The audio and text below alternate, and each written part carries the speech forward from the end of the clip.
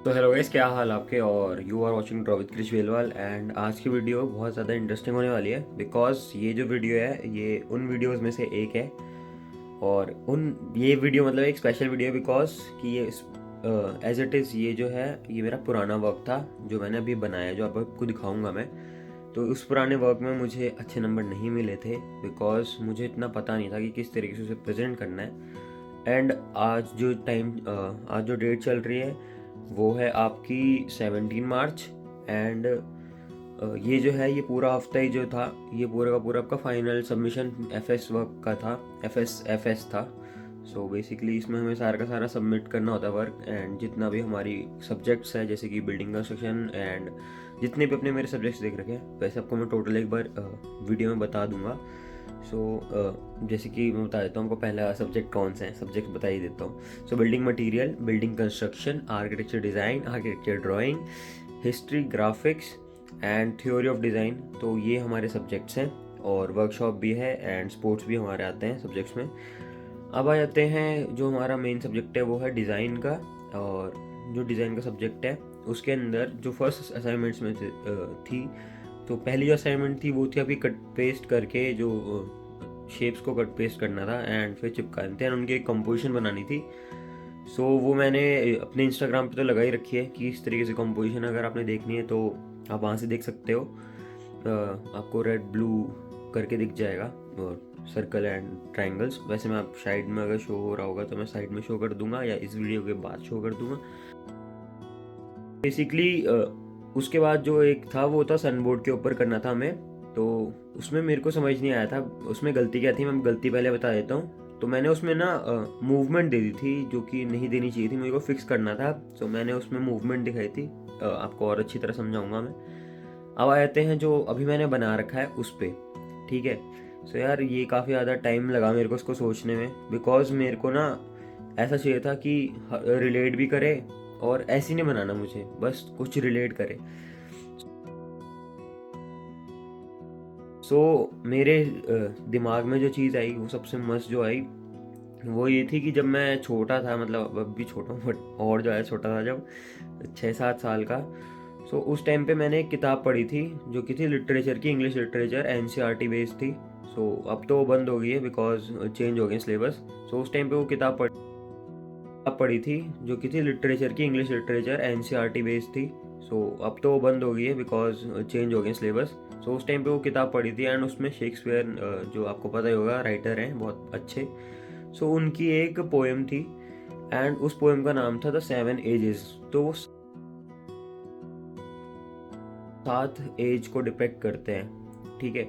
मतलब इंसान की उम्र जैसी होती है, the stage of the 7 stages का मतलब ये था कि ये किस तरीके से रोल है हमारा इस दुनिया में। हम पहले बच्चे होते हैं एंड और फिर बड़े हो जाते हैं, बूढ़े हो जाते हैं। मैं आपको पूरा का पूरा वो एक्सप्लेन करना चाहता हूँ। फर्स्ट ऑफ ऑल मैं आपको पहले मॉडल दिखा देता हूँ जो मैंने बना रखा है सनबोर्ड का।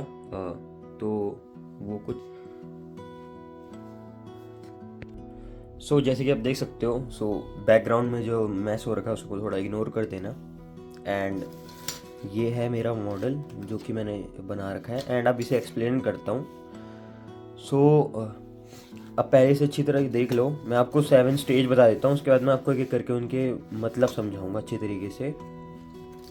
ये जो है जो आप सर्कल देख रहे हो, ये मैंने जो बना रखा है फर्स्ट स्टेज है जिसके अंदर जो बच्चा है बस वो जन्म लिया है उसने। एंड फिर आता है हमारा क्या बोलते हैं जो दूसरा स्टेज है वो। एंड फिर जो आता है थर्ड स्टेज, बिकॉज ये मैंने इसको डिप्रेस इसीलिए करा है, जैसे कि आप देख सकते हो इसको मैंने डिप्रेस दिखा रखा है। क्यों दिखा रखा है? क्योंकि ये जो तीसरा स्टेज है अभी इसके बारे में मैं अच्छी तरह समझाऊंगा बट इसको याद रखो कि डिप्रेस था ये, ठीक है ना। एंड ये जो है इस पर मैंने एक ट्रायंगल लगा रखा है। ये चौथा स्टेज है एंड ये भी क्यों लगा रखा है तो ये भी मैं बताऊंगा। फिर आ गया पांचवा एंड ये छठा एंड ये है 7th। ठीक है। तो अब स्टार्ट करते हैं। सॉरी, ठंड सी हो गई है। तो दोस्तों अब स्टार्ट करते हैं। सबसे पहले आते हैं फर्स्ट स्टेज पे। तो इसको अच्छी तरीके से पोजीशन कर देता हूँ मैं। आपने यहाँ से देखा था, यहाँ से देखा था अपने इस साइड से, जहाँ पे मेरा फेस है यहाँ से देखा था। जो फर्स्ट स्टेज है उसको डिपिक्ट करता है एक छोटा बच्चा जो कि जस्ट जन्मा है और माँ की जस्ट पेट से हुआ है। एंड गोद में है नर्स की, ठीक है। तो उस टाइम जो जैसे ही जन्मा होता है, सो वो सबसे पहले क्या करता है, वो वॉमिट करता है एंड रोता है बहुत ज़्यादा। सो इसीलिए ये फर्स्ट स्टेज है, बिकॉज ये हर किसी के लाइफ में आता ही आता है। एंड ये तो मतलब जन्म से लेकर वही है कि ये तो कॉमन ही है हर किसी के अंदर, ठीक है ना। मतलब अकेले आए हैं, ठीक है।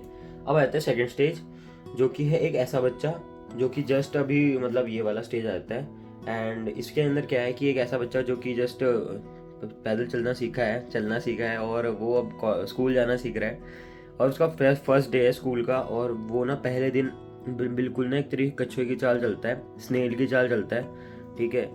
बिकॉज क्योंकि उसको अपनी मम्मी पापा की बड़ी याद आ रही होती है, और ये हम सबके साथ बीता होगा, आपको जैसे कि पता ही है। जब मेरे साथ तो स्पेशली मैं तो बता ही सकता हूँ कि मेरे साथ तो बहुत बीता है, बट आप भी रिलेट कर रहे होगे। सो मैं जब छोटा था तो मेरे साथ भी ऐसे ही हुआ था, मैं भी मम्मी मम्मी मम्मी मम्मी चिल्लाता था, और अभी भी चिल्लाते हैं, ऐसा नहीं है। बट थोड़ा सा वही है, ये आजकल की बाहर की चीज़ों की वजह से थोड़ा डिस्ट्रैक्शन हो गया है चीज़ों में। और तो मम्मी मम्मी चिल्लाते थे हम, और पहले दिन में तो बहुत रोया था। मेरे को याद है, मेरा स्कूल था एंड भाई बहुत ज़्यादा रोया था पूरा दिन ही, मतलब मैं मम्मी मम्मी मम्मी मम्मी कि कब मेरे को ऐसा हो गया था कि क्यों छोड़ के जा रहे हैं मुझे, बस। तो ये है हमारा सेकंड स्टेज। अब है तो थर्ड स्टेज। तो थर्ड स्टेज जो है वो एक ऐसा स्टेज है जो कि अभी जस्ट एक लवर की कैटेगरी में लगा के चलो, कि वो बच्चा अभी 8th 9th में या 10th में हुआ है, एंड उसको धीरे धीरे करके टीनेजर वाली फीलिंग आ रही है। एंड वो डिप्रेस इसीलिए मैंने दिखाया था, बिकॉज ये जो स्टेज है ये अपवर्ड भी आता है एंड डाउनवर्ड भी आता है। अगर हमारी संगति जो है, अगर वो ठीक रही, ठीक है, अगर हमारी रिलेशनशिप एंड हमारी फ्रेंडशिप जो है वो ठीक रही, और हमारी बोल चाल ठीक रही, एंड अगर हमने अच्छी तरीके से स्वभाव रखा उस टाइम पे, अच्छी तरीके से अपना पाथवे डायरेक्शन जो है वो अच्छा रखा, सो हम एक अच्छे पाथ में जाएंगे, ठीक है। तो ये जो है हमारा थर्ड स्टेज है, सो आप इससे भी रिलेट कर रहे होगे। अब आते हैं फोर्थ स्टेज पे, बिकॉज ये मैंने ट्रायंगल, अब मैं बताता हूँ ये क्यों रखा। बिकॉज अभी आप जो मुझे देख रहे हो, सो मैं अभी जो हूँ वो फोर्थ स्टेज में हूँ, एंड इसीलिए मैंने ये रखा बिकॉज मैं एक फोर्थ स्टेज का हूँ एंड मैं अपने से रिलेट कर रहा हूँ इस मॉडल को, सो अपने को रखना ज़रूरी है। और अभी मैं स्टेज में हूँ जहाँ पे अब चीज़ों को समझ आ रहा है मुझे कि क्या चीज़ अच्छी है क्या चीज़ बुरी है, एंड इसमें भी मुझे ये पता है कि फैमिली एंड ऑल सब चीज़ों के बारे में मैं सोच रहा हूँ, ठीक है। जैसे कि एक बंदा मतलब थोड़ा समझदार हो जाता है ये बच्चा, सोल्जर टाइप का, ठीक है। आपने जैसे कि अगर आपको पता होगा तो फोर्थ स्टेज होती है वो सोल्जर की होती है, तो जिसमें एक सैनिक जो होता है वो अपनी स्टेटमेंट से बहुत ज़्यादा रिलेट करता है। उसकी स्टेटमेंट एक लकीर होती है जो उसने ले ली, ठीक है, एंड उसके डिसीजन जो होते हैं वो भी बहुत ज़्यादा इंपॉर्टेंट होते हैं सोसाइटी के लिए। सो ये जो है हमारा फोर्थ स्टेज है। अब आते हैं हमारे फिफ्थ स्टेज पे, जो कि फिफ्थ स्टेज आपका दिख रहा है यहाँ पे। सो ये जो है एक लॉयर का स्टेज है यहाँ पे जो है ऊपर। सो बिकॉज ये एक 25 साल के बाद का एज है। सो जैसे कि आपको पता ही होगा 25 years are very important for all of us, because जब हम कॉलेज से निकलते हैं तो उसके बाद, या फिर हम अपने घर कहीं से, मतलब कॉलेज से हो गया, या फिर इंपॉर्टेंट जो 25 साल होते हैं, क्या हमने उसमें अच्छा करा क्या हमने उसमें बुरा करा, तो उसमें ये दिखता है। सो पांचवा जो स्टेज है वो ये है, एंड इसके अंदर आपका लॉयर की कैटेगरी आती है। बिकॉज लॉयर की कैटेगरी इसलिए आती है क्योंकि आपको सब कुछ पता ही होगा कि जो 25 साल है उसके अंदर हम ये सीख जाते हैं कि कानून क्या है, ठीक है।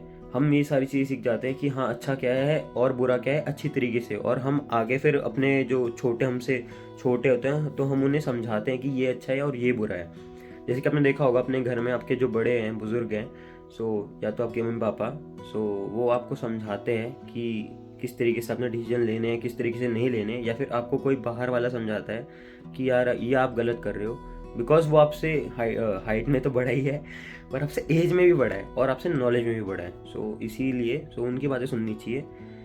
एंड आते हैं सिक्स स्टेज, जो कि है आपका ये वाला एक बार अच्छी तरह दिखा देता हूँ। सो ये आपका सिक्स स्टेज है।